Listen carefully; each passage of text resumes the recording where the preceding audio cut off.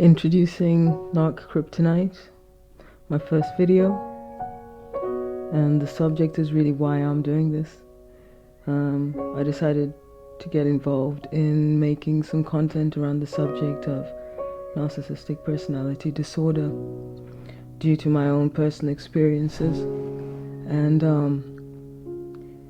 I thought it's very important to share this. The most important thing about it for me is that by understanding and studying narcissistic personality disorder, I was able to unpack a lot of issues that I faced. By being able to understand the subject, I was able to see different aspects manifesting themselves in people in my life. I think the most important aspect is that it can save somebody's life. And I mean that most genuinely. One can be alive and survive if they understand this. I see us living in society and surviving everything that's in place, in the sense that we have to be productive members of society. At least that's how we are raised, programmed, inducted, socialized. And this means that in the home life, in the work life, in society in general, there are attitudes that manifest themselves, and as a result, individuals find coping mechanisms to deal with that. And most of our coping mechanisms are actually created very early on. Some doctors and psychologists suggest that at inception and in the womb, if the mother is actually stressed or in some kind of addiction, of course we know about that, but literally, if the mother is stressed, then it manifests in the young embryo, and that sets a pattern for the rest of their lives. Now, even if one has a comfortable birth, the first 4 years we all know are very important, and being seen as a child and having yourself and your emotions validated and your existence validated is something very fundamental. According to research now, it's said that a child who does not get any attention basically can die, literally can pass away. And we also know that old people, when they reach a certain age, can die out of loneliness, out of lack of contact. Let's just break it down further. We're made up of cells that communicate with each other. And if we look at each person as a cell in society, we require that contact. We require that back and forth.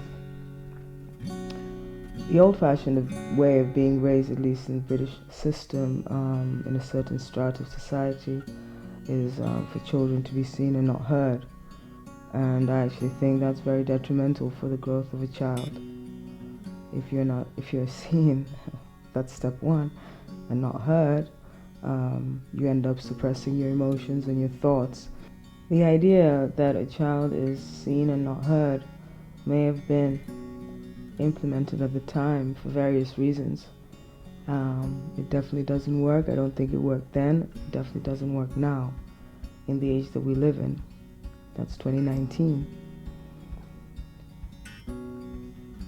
Child needs to engage with the parents to the level of being understood. If one feels pain, emotional pain as well as physical pain, I think a lot of families focus on physical pain as something to be concerned about and console the child, and if one doesn't do that, that's a bad parent.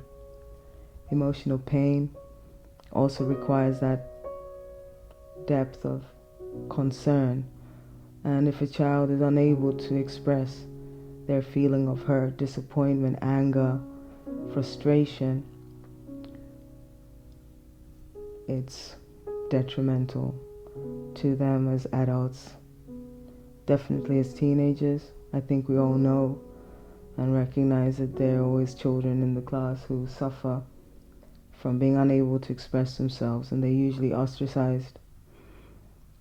Now, the best child in school can also manifest the same kind of behavior as an adult in different ways. Addiction, so-called antisocial behavior, physical violence, spousal violence, domestic abuse, tyrannical activities at work, cult leaders, psychopathy. I mean, there are very many extremes, negatively to one extreme or another, internal or external manifestations of this that are really harmful. And parents, young parents, all parents can never be perfect. There's nothing such as perfection, but at least one can strive to continually learn. And I think that's the most important aspect of what I've discovered, is that you can continually learn, and it's important to let go of ego and realize that whatever age you are, we don't know everything, and we can do better. So that's my main mission, really, with these videos, using my voice, which is something that I also had to learn to do in my life, although practically speaking I could use it, but the content had nothing of substance, and it required going through a number of trials and tribulations, which we will explore as the video series goes along, where I discovered my voice and hence started this channel. One of the purposes of the channel as well is healing, an element that's missing in most people's lives who have been affected by narcissistic personality disorder, which manifests itself in domestic violence and other kinds of abuse. There's a total lack of self-love, and by having psychological emotional abuse, one loses a sense of self, and with a loss of sense of self, there's a loss of love. As a result of a lack of self-love, that person accepts less than appropriate behavior from the people they interact with, be it at work, be it at home, be it in their personal relationships. And this is to detriment of their lifelong career, financial situation, romantic situation. All those elements, key elements of life, are affected by this lack of self-love. One can actually present as confident, one can present as loving of self. For example, an individual can have no problem having partners, but actually within themselves there's a complete lack of self-love that manifests in multiple partners, maybe of a certain type, maybe short relationships, maybe constantly one monogamous relationship to another without a gap of allow themselves to step back and have some kind of self-reflection. All these elements are important to your development. So it's not to say that an individual who has been exposed to and suffered, or actually has the disorder, has one particular type, because I think narcissistic personality disorder is perceived as a person who has a lot of self-confidence, grandiose, arrogant, overtly over the top.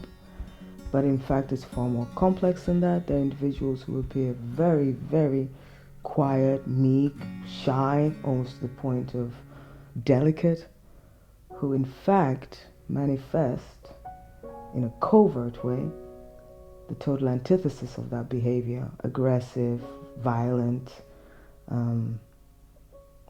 well, basically the whole spectrum of negative behavior that you'd expect from somebody who's very overtly narcissistic. So over about 5 years of study, I've read a number of books which have been really amazing and insightful that I want to share at the end of this very spontaneous first attempt. The Human Magnet Syndrome by Ross Rosenberg, amazing book. Why We Love People Who Hurt Us, this was very enlightening to me. The title, I guess it helps people who don't know much about narcissistic personality disorder to go straight to that question. And well, it's been very insightful, and I interact on Instagram with Ross in the sense that I see his posts and he shares a lot of content that resonates, and he gives me some feedback on mine, although we have not met. But I have to give him a lot of credit. Complex PTSD, Surviving to Thriving by Pete Walker, another amazing book. I saw a lot of my family members within this book and myself, and I actually recommended it to a brother of mine, but he's currently not ready to read this kind of content, which I understand. I have another book, Will I Ever Be Good Enough, by Carol McBride, PhD, and also a very good book on relationships between daughters and mothers. When you're in a conundrum and you're kind of wondering why you can't connect, it's a great book to read. And the last book I'll mention is Mothers Who Can't Love, a healing guide for daughters. And yes, I did have a puzzle why we didn't connect, and this book was enlightening, and just makes you feel like, well, basically you're not alone with your thoughts.